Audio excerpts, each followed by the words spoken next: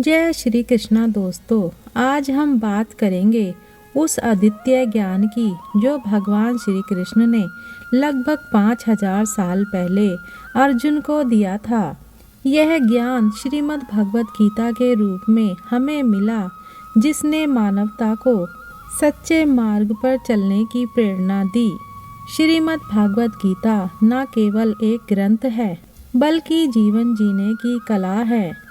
अगर आप अपने जीवन में समस्याओं से जूझ रहे हैं, अपने मार्ग को स्पष्ट नहीं कर पा रहे हैं या आनंद की तलाश में हैं, तो श्रीमद् भगवत गीता में बताए गए सिद्धांतों को अपनाएं, जो आपके जीवन को नई दिशा दे सकते हैं। श्रीमद् भगवत गीता का यह ज्ञान अमृत से भरा हुआ है, जो किसी भी इंसान के मरे हुए मन और जीवन में नई जान डाल सकता है। श्रीमद् भगवत गीता में भगवान श्री कृष्ण कहते हैं कि दूसरों में सहारा ढूंढना छोड़ दो। आपके मन की सबसे बड़ी कमजोरी यही होती है कि आप दूसरों में सहारा ढूंढते हैं, और यही चीज आपको कमजोर बनाती है। इससे आपका खुद पर विश्वास कम हो जाता है। जो लोग सोचते हैं कि यह व्यक्ति उनका सहारा बनेगा और मुश्किल वक्त में काम आएगा, वे लोग सबसे ज़्यादा दुखी और अकेले पड़ जाते हैं। इसलिए आप सिर्फ ईश्वर को अपना सहारा बनाइए। ईश्वर आपकी सुनता है या नहीं, यह आपकी श्रद्धा, विश्वास और आस्था पर निर्भर करता है। भगवान श्री कृष्ण कहते हैं कि इंसान के दुख का सबसे बड़ा कारण उसका मोह होता है। मोह से अज्ञानता आती है और जीवन में समस्याएं शुरू हो जाती हैं। महाभारत में धृतराष्ट्र को अपने पुत्र दुर्योधन से इतना मोह था कि वे उसे गलत काम करने से भी नहीं रोक पाए। धृतराष्ट्र का पुत्र मोह उनके धर्म और अधर्म के ज्ञान को नष्ट कर चुका था और अंत में सब कुछ बर्बाद हो गया। महाभारत में श्री कृष्ण ने अर्जुन से कहा था कि जब ज्ञान की धारा बहती है तो सबसे पहले मोह को नष्ट करती है। इसलिए अपने जीवन में मोह को छोड़कर ज्ञान को अपनाएं, ताकि आप सच्ची सुख शांति प्राप्त कर सकें। महाभारत की कथा में एक अत्यंत शिक्षाप्रद कहानी है, जो मोह और अज्ञान के नष्ट होने की बात को स्पष्ट करती है। यह कहानी महाभारत के पात्र कर्ण से जुड़ी हुई है। कर्ण का जीवन बहुत ही संघर्षमय रहा। उसे जन्म के बाद अपनी माँ कुंती ने छोड़ दिया था और उसे अधिरथ नाम के रथ चालक ने पाला।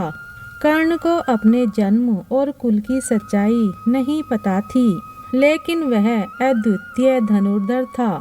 दुर्भाग्यवश उसे हमेशा अपने निम्न जाति के कारण तिरस्कार सहना पड़ा। कर्ण का सबसे बड़ा मोह था उसकी मित्रता और निष्ठा। दुर्योधन ने उसे अपना मित्र बनाया और राजा बनने में मदद की। इस उपकार के कारण कर्ण ने दुर्योधन के हर गलत काम में उसका साथ दिया। भले ही वह जानता था कि दुर्योधन का रास्ता अधर्म का है, यह मोह उसके लिए विनाशकारी साबित हुआ। कर्ण की माता कुंती ने महाभारत के युद्ध से पहले उससे भेंट की और उसे उसके असली जन्म का रहस्य बताया। कुंती ने कर्ण से पांडवों के पक्ष में लड़ने की विनती की, लेकिन कर्ण ने अपने मोह और निष्ठा के कारण दुर्योधन का साथ नहीं छोड़ा। यह मोह ही कर्ण को धर्म के मार्ग से भटकाकर अधर्म के पक्ष में ले गया। युद्ध के दौरान जब कर्ण अर्जुन से युद्ध कर रहा था, उसका रथ धरती में धंस गया। उस समय कर्ण ने धर्म और नीति की दुहाई देते हुए अर्जुन से रुकने की विनती की, लेकिन श्री कृष्ण ने अर्जुन को आदेश दिया कि वह कर्ण पर हमला करे। श्री कृष्ण ने कहा कि कर्ण ने अपने जीवन में हमेशा अधर्म का साथ दिया है और अब उसे धर्म की दुहाई देने का कोई अधिकार नहीं है। कर्ण का अंत उसकी निष्ठा और मोह के कारण हुआ। जिसने उसे सत्य और धर्म से दूर कर दिया। यह कहानी हमें सिखाती है कि मोह अज्ञान है और यह हमें सही और गलत का भेद नहीं करने देता। जब हम मोह को त्याग देते हैं तो ज्ञान का प्रकाश हमारे जीवन में फैलता है और हमें सही मार्ग पर चलने की प्रेरणा देता है। श्रीमद् भागवत गीता में बताया गया है कि हमें किसी का भला करने के बाद एहसान नहीं जताना चाहिए।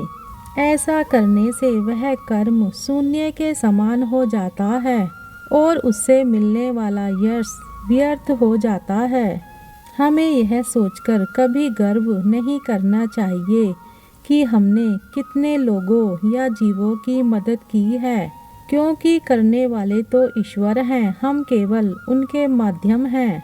जैसे कठपुतली ज्ञान हमारी बुद्धि को श्रेष्ठ और उत्तम बनाता है, इसलिए हमें निरंतर ज्ञान प्राप्त करते रहना चाहिए और इसे दूसरों के साथ बांटते रहना चाहिए ताकि सभी का जीवन बेहतर हो सके। जो व्यक्ति फल की अपेक्षा के साथ कर्म करता है वह अपने कर्म से ही बंध जाता है। हमें अपने मन से तेरा मेरा, छोटा बड़ा, अपना पराये की भावना को मिटाना चाहिए। जब हम इन भावनाओं से मुक्त हो जाते हैं तो सब कुछ हमारा हो जाता है और हम सबके हो जाते हैं। जो व्यक्ति फल की आकांक्षा छोड़कर निरंतर कर्म करता है वही अपने जीवन को सुखद और संतोषजनक बना पाता है। सच्ची शांति उसी को मिलती है जो मैं और मेरा की लालसा से बाहर आ जाता है। श्रीमद् भागवत गीता में भगवान श्री कृष्ण कहते हैं कि जीवन में संतोष रखने वाला ही हमेशा सुखी रहता है। मनुष्य को जीवन में जो कुछ नहीं मिलता उसका दुख और शोक करने की बजाय ईश्वर ने जो कुछ भी दिया है उसका आनंद लेना चाहिए।